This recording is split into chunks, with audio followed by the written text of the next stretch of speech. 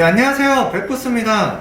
어제 15일 국토교통부가 발표한 그 전국 공동주택 공시가격 상승률 정말 많이 올랐죠. 19.08%.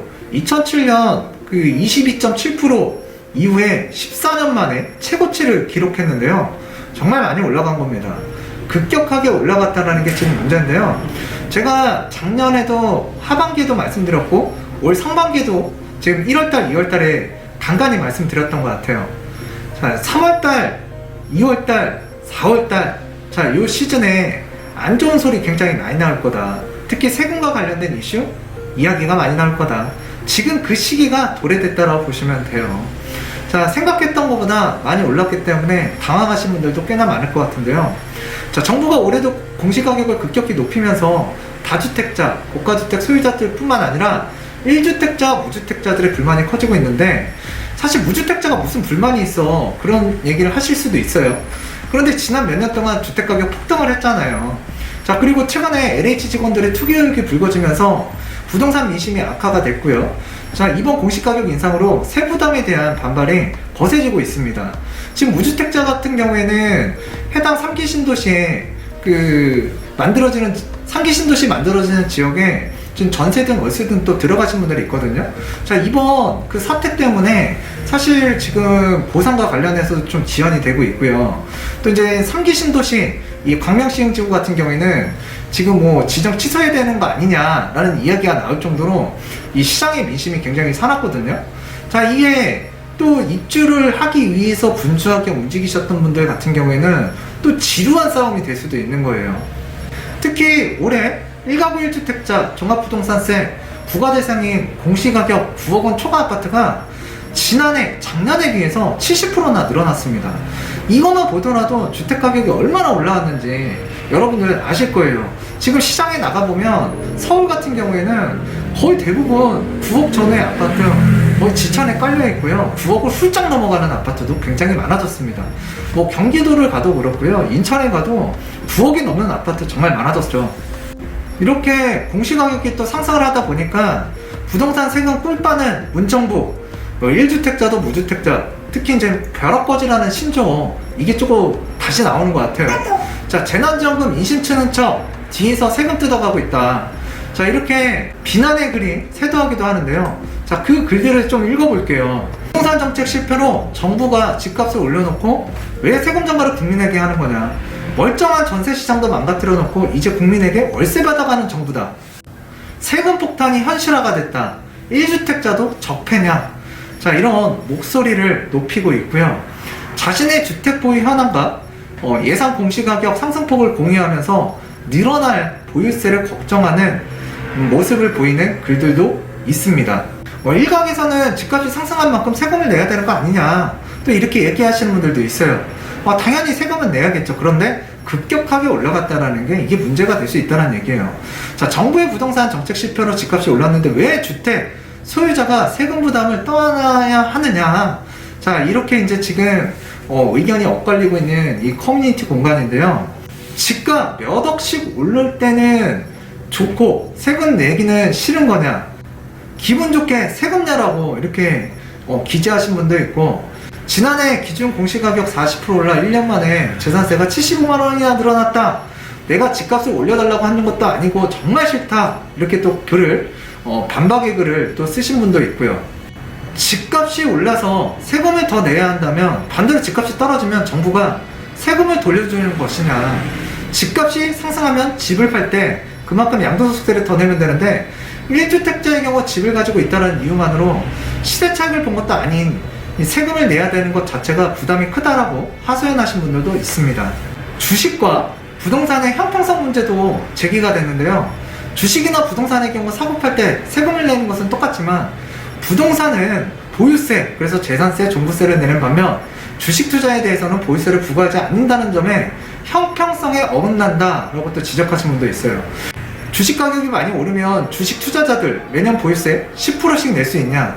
주택 가격은 매도할 때 남는 미래 잉여 자금을 가지고 과거 가격이 떨어질 때처럼 팔면 잘 팔리지도 않아서 가격을 많이 내려야 된다. 왜 미실현 수익에 대해서 세금을 국가가 챙기는 것이냐? 라고 이제 성토하신 분도 있어요. 그러면서 취득세나 양도세를 많이 걷어가면 보유세는 낮은 수준을 유지해야 한다. 세금을 왕창 먹을 테니까 못 버티겠으면 집을 팔아라. 자, 팔라는 것이 이게 정상이냐라고 이제 글을 쓰신 분도 있고요. 1강에서는 앞서 말씀드리긴 했는데, 자, 공시가격 인상으로 인한 세금 부담, 자, 결국 세입자에게 전가될 것이라는 우려가 제기됐고요. 공시가격 상승으로 다주택자나 주택 소유자들의 세금이 늘어나면 결국 그 세금은, 자, 세입자나 매수자에게 세금 부담이 전가돼서 집값이나 전세, 월세 가격에, 자, 영향을 줄 수 있다. 즉 오르게 될 수도 있다라는 지적이 지금 나오고 있습니다. 이번 공시가격이 큰 폭으로 상승을 하면서 이제 세부담이 늘어났죠. 가장 큰 불만을 쏟아낼 만한 분, 자, 이런 분들인 것 같아요. 이번 공시가격 기준보유 주택이 9억 원을 초과하면서 새롭게 종합부동산세를 내야 되는 주택 소유자, 처음으로 이제 종부세 내는 사람들, 자, 보유 합산주택의 공시가격 6억 원을 초과하는 2주택 이상의 다주택자들의 불만이 클 것으로 보여지고요. 또한 고가의 집 한 채, 그러니까 1가구 1주택자인데 고가주택을 소유한 은퇴자나 1주택자, 그래서 집을 팔기 전에는 시세 차익을 누리기도 못하는데 세부담만 늘어나게 됐다면서 이제 불만 소리를 하시는 분들이 많을 거예요. 자, 무엇보다도 정부가 집값 잡기에 실패해놓고 세금 부담을 왜 집값 인사 전가를 하냐라는 목소리가 이제 커지고 있는데요. 이와 같은 현상에 대해서 제가 작년에도 몇 차례 말씀드렸고 올 1월, 2월에도 말씀드렸습니다.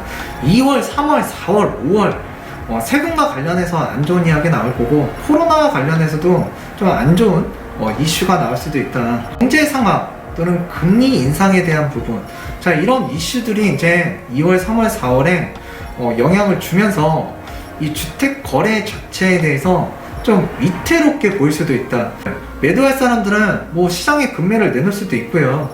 또 버티기 전략에 또 들어가실 분도 있거든요. 그런데 내가 주택을 못 팔았어. 그런데 6월 1일 이후에, 자, 1년이라는 시간이 또 남는 거예요. 그러다 보면 올라간 세금만큼 이게 전월세라든가 또는 이 주택 가격에 영향을 미칠 수 있다라고 제가 말씀을 드렸고요.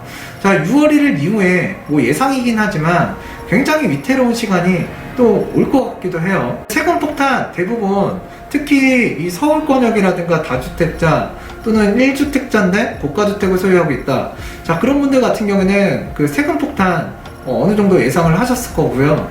일단 집을 팔지 않고 버틸 것 같은 사람들도 꽤나 많을 것 같아요. 왜? 지금 이 주택을 팔고요, 이 주택, 똑같은 주택을 다시 못 사요. 자, 그러다 보니까 사람들이 지금 집을 팔기도 집을 뭐 늘리기도 어렵잖아요. 지금 취득세도 중과고. 자, 그래서 이제 보유세 직격탄이 이제 강남, 강북, 뭐 전국을 이제 강타하고 있는데, 자, 일단 그 소득 없는 은퇴자들 타격은 불가피할 것 같고요. 자, 이런 분들 뿐만 아니라 좀 부담이 되시는 분들 같은 경우에는 지금 현재 거주하는 주택을 처분하고, 자, 평수를 줄여서 이사를 해야 되나 이런 고민에 휩싸이신 분들도 있을 거예요.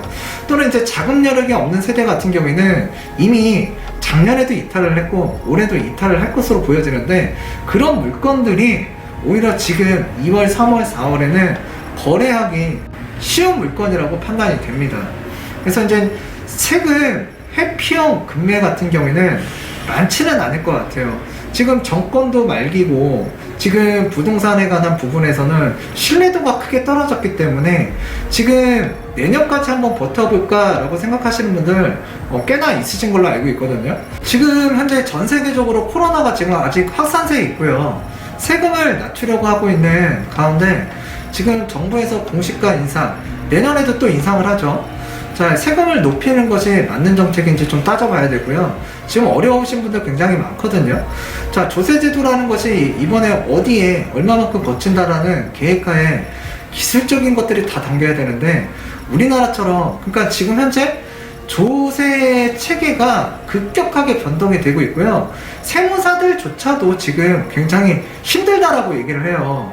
자, 지금 급격하게 이렇게 변동되는 상황에서 대다수의 국민들이 지금 힘들다, 세금이 급격하게 변동되면서 지금 분통을 터뜨리는 사람들이 적지 않을 거라고 생각을 합니다. 지금처럼 이제 전세난이 심각한 가운데 세입자에게 세부담이 전가된다 그러면 거시경제와 뭐 금리 인상이라든가 과도한 집값 상승 부담감에 따른 시장이 안정이 되는 것이지 세금 규제로 인해서 안정화가 되기는 좀 어렵다. 세금은 누군가에게 전가를 시킬 겁니다.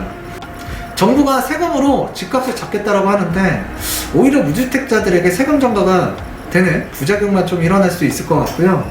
현재 공급 대책이 난간에 부딪힌 상황에서 대기하던 수요자들마저 높아진 세금 때문에 주택 부담이 커질 수밖에 없을 것 같아요.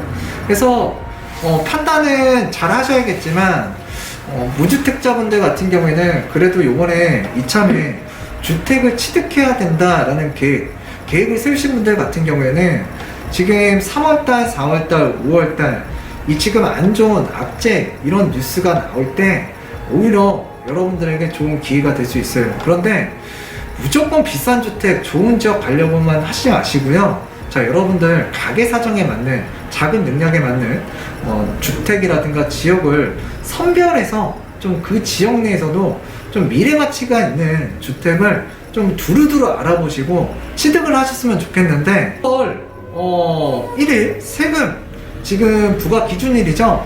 자, 그래서 이제 3월달 정도에 계약을 하고 4월달 빠른 점검을 친다 그러면 늦어도 5월 전에는 점검을 쳐야 지금 뭔가 시장에서 그래도 금매다 좀 가격이 조금 깎여서 나왔다 이런 물건들 좀 거래가 가능할 것 같은데 일단 6월 1일 지나면 이미 세금 맞았잖아요. 자, 그리고 또 1년이라는 시간 버틸 수 있잖아요. 자, 그러면서 하반기에 아직까지도 불안한 지금 또 여러 가지 의혹에 휩싸인 이 부동산 시장으로 인해서 주택 가격이 또다시 불안해질 수도 있습니다. 이건 어디까지나 예상이고요. 사람마다 생각하는 건 다를 수는 있어요. 그런데 제가 작년에도 말씀드렸고 올 1, 2월 달에도 말씀드렸는데 그 상황에 비슷한 지금 환경이 조성되고 있는 것 같습니다. 그래서 6월 1일 이후 대한민국 2021년 하반기 주택시장 한번 지켜봐야 될 것 같은데 아직 근본적인 문제가 해결된 건 없고요. 또 지금 그 국토교통부 장관 지금 위치도 자리도 굉장히 위태위태하고요. 지금 추진 동력에 굉장히 금이 간, 손상이 간 상태이기 때문에 부동산 시장 안정화를 이야기할 수 있는 신뢰도가 전혀 없다라고 보여집니다. 일단 하반기 주택시장 우리 꾸준하게 한번 살펴보자고요. 자, 오늘은 이쯤에서 마치도록 하겠습니다. 감사합니다.